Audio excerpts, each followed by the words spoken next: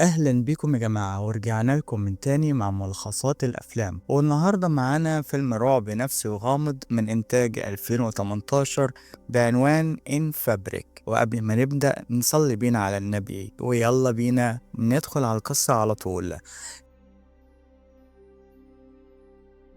القصة بتبدأ مع شيلا، ست في منتصف العمر شغالة موظفة ببنك، لسه طالعة من طلاق جديد وعايشة دلوقتي مع ابنها المراهق فينيس. وهي في البيت بتعمل شغلها العادي، عينها وقعت على إعلان غريب في التلفزيون عن بوتيك اسمه دنتلي اند سوبرايز. الإعلان كان غريب جدا، كأنه بيحاول يسحر اللي بيتفرج ويجبره يروح المحل. وبعدها بلحظات فينيس قال إنه خارج يقابل أبوه، وشيلا طلبت منه يستنى يتعشى، لكن هو بكل بساطة قال إن حبيبة أبوه الجديدة هي اللي هتعمل له الأكل. الكلمة دي جرحت شيلا جامد، لأنها ما كانتش تعرف إن طليقها دخل علاقة تانية أصلا. بعد ما فينيس مشي، شيلا قررت ما تبقاش ضعيفة وفتحت الجورنال، لقت إعلانات كتيرة لرجالة وحيدين بيدوروا على شريكة، فاختارت إعلان منهم وقررت تبعت له صورتها. تاني يوم وهي راجعة البيت اتفاجئت ببنت قاعدة على رخامة المطبخ بتاعهم. طلعت دي جوين صاحبة فينيس، وكانت قاعدة بتعمل موديل ليه وهو بيرسمها. شيلا حاولت تبقى لطيفة وقدمت لها مشروب، بس جوين كانت مركزة في البوز بتاعها واتجاهلتها تماما، خلت شيلا تحس انها مش موجودة. في المشهد اللي بعده شيلا وصل لها رد من الراجل اللي شافته في الاعلان، وقال انه موافق يخرج معاها في الميعاد. كانت فرحانة جدا وراحت تاني يوم الكوافير تغير من شكل شعرها، وبعدها دخلت بوتيك دينتلي اند سوبرايز تدور على لبس جديد. هناك قابلت واحدة من البياعات اسمها ميس لاكامور، وهي بتلف في المحل شد انتباهها فستان أحمر واقف لوحده في العرض. لاكومي قالت لها إن ده أحسن قطعة عندهم، وبدأت تحاول تقنعها تشتريه. ولما شيلا جربته اتصدمت، شكلها كان حلو جدا في الفستان، واللي أغرب إن المقاس كان 36 مع إنه مش مقاسها أصلا، بس لايق على جسمها وماشي بالظبط. كانت محتارة إذا كان ده أوفر شوية على أول ميعاد، لكن مثل كومي شجعتها تكون جريئة وتغامر. وفي الآخر شيلا وافقت واشترت الفستان. البياعة طلبت منها تسيب عنوانها ورقم تليفونها، وشيلا كتبتهم من غير تفكير. وهي بتسمع المعلومات مثل كومي دخلت في حالة شبه التنويم، وشها بقى فاضي تماما.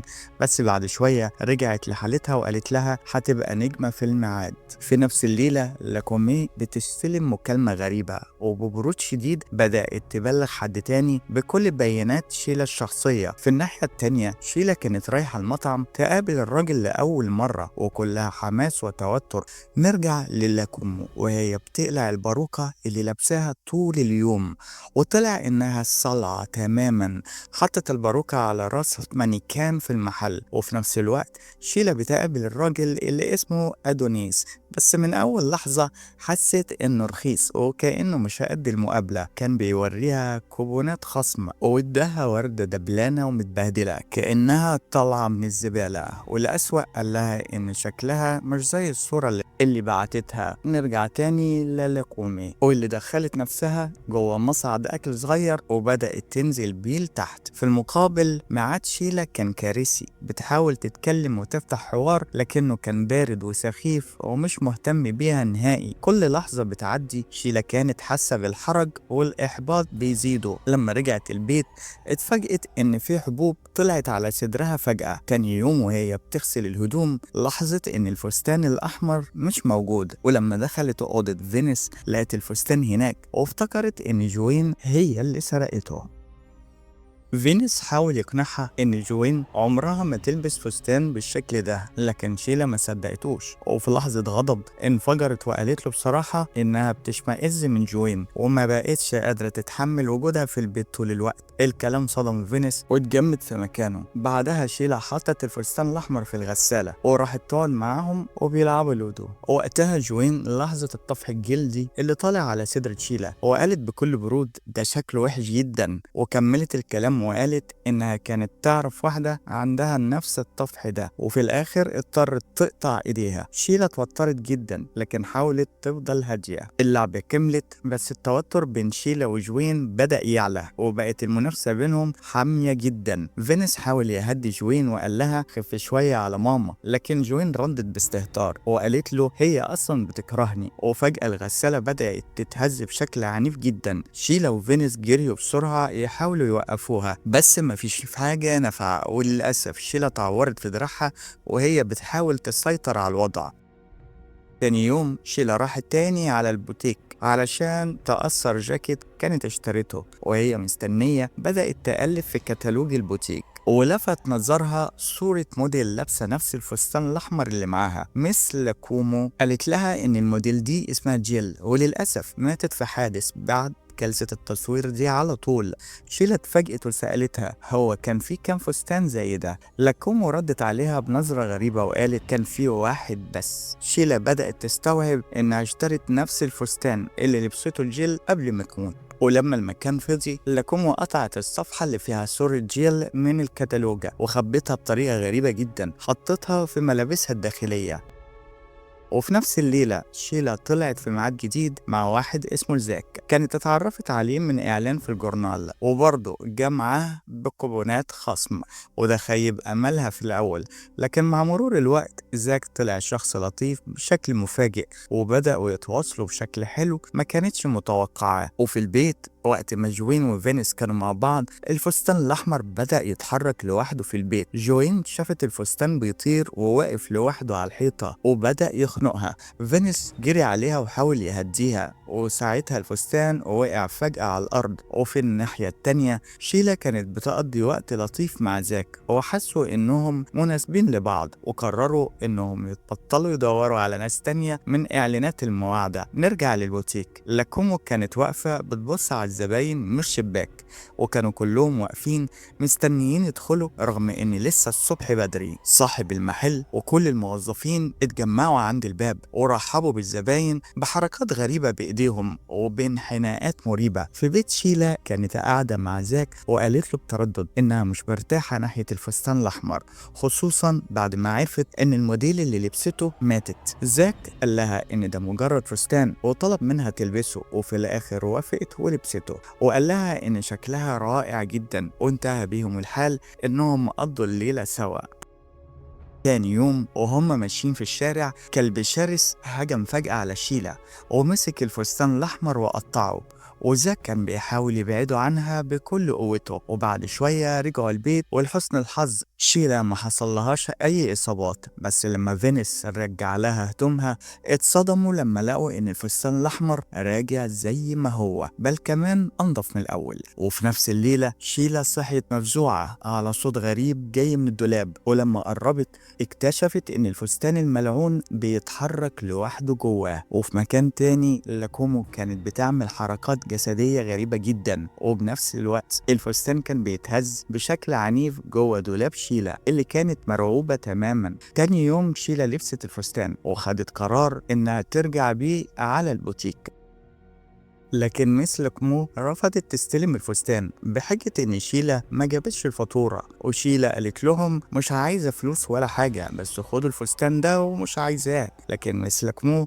رفضت برضه وقالت لها روحي قدمي شكوى عند موظف غيري، انا مش هقدر اعمل لك حاجة. شيلا اتعصبت جدا وقررت تمشي، لكن صاحب المحل وقفها وسألها في ايه في الفستان، لكنها ما ردتش ومشيت من المكان وهي غضبانة. في نفس الليلة وبعد ما بقت مش قادرة تتحمل رعب الفستان أكتر من كده شيلا قالت لفينيس إنها رايحة تتبرع بلبسها لجمعية خيرية وإنها مش هترجع البيت النهاردة علشان هتبات عند زاك. وبعد كده بنشوف شيلا سايقة عربيتها لوحدها على طريق مهجور، وفجأة الفستان الأحمر الملعون بدأ يطلع من الشنطة ويزحف براها. والأسوأ من كده إنها شافت مانيكان واقف عريان في نص الطريق واتوترت جدا، وبعد ثواني شافت مانيكان تاني والعربية خبطت فيه بعنف. بعدها بلحظات شيلا نزلت من العربية وهي مجروحة وبتترنح، وشافت الفستان الأحمر طاير في الهواء بشكل مرعب، وبعد شوية فقدت الوعي وماتت من إصابتها. وبعد الحادثة الشرطة كلمت فينيس علشان تبلغه بخبر وفاة أمه، بس الولد كان مشغول وما ردش على المكالمة. وبعد كام يوم بنشوف الفستان الأحمر الملعون معروض للبيع في محل ملابس مستعملة. راجل اشتراه ورماه على سلة الخضار بتاعه بكل بساطة وهو سايق. الفستان بدأ يتحرك لوحده، وبصينا جوه السبت لقينا كل الخضار بايظ وتعفن. وبالليل بنشوف شاب اسمه ريج بيحتفل بحفلة توديع العزوبية مع صحابه. كانوا بيضحكوا وبيشربوا، وفجأة واحد من صحابه المجانين طلع الفستان الأحمر اللي اشتراه وأصر إن ريج يلبسه باقي الليلة. ريج ما قدرش يقاوم الضغط ولبس الفستان. صحابه قعدوا يضحكوا عليه ويهزروا وبدأوا يرقصوا وخلوا ريج يلف على كرسي، وبسبب كتر الشرب خرج بره وراح يرجع. تاني يوم ريج كان مرمي على السرير ووشه مصفر من السكر. خطيبته بابيز دخلت عليه وبدأت تزعقله علشان شرب كتير. كانت بتتكلم عن ترتيبات الفرح، لكن وقفت فجأة لما لاحظت طفح غريب على صدره. الطفح ده كان شبه اللي طلع لشيلا بالظبط. وبعدين راح شغله وعرفنا انه بيصلح غسالات. راح بيت واحدة علشان يصلح لها الغسالة، والست بدأت تسأله عن حياته. قال لها انه هيتجوز قريب وانه مع باباز بقالها 14 سنة ودايما مخلص ليها، لكنها ما صدقتوش وبدأت تلمح له بطريقة مغرية. فحاول يغير الموضوع وبدأ يتكلم عن الغسالة، لكن الكلام عن الغسالة فجأة عمل لها حاجة غريبة ودخلت في حالة شبه غيبوبة كأنها اتمومت مغناطيسيا. في نص الليل ريج وبابيز كانوا نايمين والفستان الأحمر بيبدأ يمشي في الأوضة لوحده. والصبح بابيز لبست الفستان وكانت منبهرة بجماله، وبعدين خدت بالها إنه مقاس 36 واستغربت إزاي ريج قدر يلبسه في حفلة العزوبية. رغم كده حطت الفستان في الغسالة قبل ما يخرجوا من البيت، وبعدين راحوا على البوتيك. ولما بابيز جربت فستان مقاس 38 اتفاجئت إنه ضيق عليها برضه. وهي بتغير هدومها لحظة طفح جلدي على صدرها نفس اللي كان عند جوزها. وهم راجعين قالت له لازم نكلم صاحبك ونعرف الفستان ده جابه منين، احنا الاتنين طلع لنا نفس الطفح بعد ما لبسناه. اول ما وصلوا البيت اتصدموا لما لقوا الغسالة باظت تماما. ريك فتحها علشان يشوف المشكلة وبدأ يشرح لمراته اللي حصل بالتفصيل، لكن الغريب ان كلامه دخل بابز في حالة شبه تمويم مغناطيسي زي اللي حصل قبل كده مع الست التانية. تاني يوم في الشغل المدير نادى على ريج مكتبه. طلع ان حد بلغ عليه انه صلح غسالته في البيت من غير ما يبلغ الشركة، وده مخالف للقانون عندهم لان الشركة هي اللي دفعله كورس التدريب. المدير اتعصب جدا وفصلوا في الحال، والمفاجأة انه مسك كارت الموظف بتاعه واكله. في نفس الليلة ريج وبابيز نايمين والفستان الأحمر بيغطي قفص العصفورة اللي بيربوها. تاني يوم لقوا العصفورة ماتت، وبابيز قالت أكيد ماتت مخنوقة، بس ريج ما كانش مصدق إن الفستان هو السبب، وقال يمكن يكون السبب تسريب غاز أو أي حاجة تانية. هو كمان كان لابس هدوم الشغل علشان مش قادر يواجه خطيبته بالحقيقة إنه اتطرد. راح البنك وطلب قرض، بس الموظفين كانوا مترددين لأنه عاطل حاليا. في الوقت ده بابس شغلت السخان في البيت وخرجت من غير ما تاخد بالها إنها سببت خطر كبير. نرجع لريج. البنك عرض عليه قرض تحفيزي اسمه حسبة تشغيل مؤجلة بيساعد الناس يرجعوا لسوق الشغل، وطلبوا منه يثبت كفاءته وسألوه عن معرفته بالغسالات، وبدأ يشرح لهم بالتفصيل أجزاء الغسالة ووظائفها. بس وهم بيسمعوا عيون الموظفين بدأت تسوق وتتفرغ من أي تعبير، ودخلوا في حالة نفسية غريبة اللي شفناها قبل كده كأنهم اتمونوا مغناطيسيا. وبالليل رجع البيت وقعد يتفرج على التلفزيون علشان يفصل شوية. وفي الناحية التانية بابز دخلت البوتيك وهي لابسة الفستان الأحمر، لكن لاكومو وقفتها وقالت لها المحل قرب يقفل، اتفضلي تمشي. بابز قالت لها أنا هاخد فستان بسرعة وهمشي، بس لاكومو قالت لها اللي يدخل المحل ده لازم يبقى شكله محترم وانت شكلك مش مناسب. وقتها صاحب المحل دخل واتكلم شوية مع لاكومو، وبعدها سمحوا لبابز تكمل جولتها. وفي البيت ريج بيتفرج على إعلان غريب جدا للمحل على التلفزيون، والإعلان كان غريب لدرجة إنه دخل في حالة سرحان كأنه مسحور. وفي نفس اللحظة السخان في البيت كان بيسخن بشكل مريب جدا. وفي البوتيك بابز اختارت فستان ودخلت أوضة القياس، قلعت الفستان الأحمر ورمته على الأرض، لكن المفاجأة الفستان بدأ يتحرك لوحده. عند الكاشير لاكومو كانت بتحاسب زبونة، وفجأة 2 ستات خبطوا في بعض وبدأوا يتخانقوا على مين فيهم وصل الأول. الخناقة كبرت والكلام اتحول لعنف، والمانيكانات وقعت والكاونترات اتكسرت، وناس تانية استغلوا الزحمة وبدأوا يسرقوا ذهب وهدوم من المحل. وفي اللحظة دي الفستان وقع على السخان وحصل حريقة كبيرة ومرعبة جوه البوتيك. وفي البيت ريك كان ميت قدام التلفزيون، مات من تسمم أول أكسيد الكربون. وفي البوتيك الدنيا كانت فوضى تماما، والناس بدأت تهاجم لاكومو نفسها. بابس خدت بالها من الدخان الكتير وحاولت تهرب، لكن الباب كان مقفول. النار زادت جدا والزباين بدأوا يهربوا، وللأسف بابس ما قدرتش تخرج واتحرقت جوه المحل وماتت موتة مؤلمة جدا. ووسط الفوضى لاكومو مسكت مانيكان ونزلت بيه من الأسانسير الصغير السري بتاعهم، وهي نازلة عدت على جثة جيل الموديل، لكن الصدمة إنها كانت باينة كأنها عايشة. وكملت النزول ولقينا جثث تانية زي ريج وبافيز وشيلا، وكلهم قاعدين زي الآلات بيخيطوا في الفستان الأحمر، وكان في ماكينات خياطة فاضية مستنية ضحايا جداد. والفيلم بينتهي بمطافي داخلين يعاينوا بقايا المحل المتفحمة. واحد منهم بيتفاجئ لما بيلاقي الفستان الأحمر سليم تماما ونضيف وكأنه ما اتحرقش خالص. شكرا لمتابعتكم ونشوفكم في الفيديو اللي جاي. سلام.